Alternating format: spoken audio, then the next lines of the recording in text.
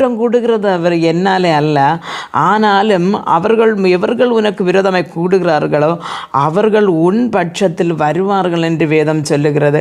அருமையான தேவனுடைய பிள்ளைகளை, நான் மௌனமாக இருந்த பிறகும், இவ்வளோ விட்டு கொடுத்த பிறகும், நான் ஒர்க் பண்ணுகிற இந்த ஆஃபீஸில் அல்லது என் சகோதரங்கள் மத்தியில் அல்லது என் ஃப்ரெண்ட்ஸ் மத்தியில் நான் எப்பொழுதும் அவமதிக்கப்படுகிறேன், எப்பொழுதும் தாழ்த்தப்பட்டுப்படுகிறேன், எவர்களும் என்னை மதிக்கிறதே இல்லை என்று நீ வேதனையோடு இருக்கிறதே. ஆனால் இந்த நாட்களில் இந்த வசனத்தை நீங்கள் நினைத்து பாருங்கள்.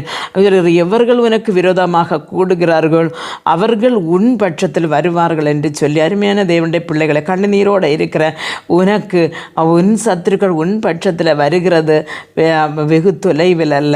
சங்கீதக்காரன் சொல்லுகிறான், கர்த்தர் எனக்கு துணை நிற்பதினால் மனுஷன் எனக்கு என்ன செய்வான், கர்த்தர் என் பட்சத்தில் இருக்கிறபடியினால் மனுஷன் எனக்கு என்ன செய்வான் என்று சொல்லி, கர்த்தர் நம் பட்சத்தில் இருக்கும்போது ஒரு மனிதனை கொண்டும்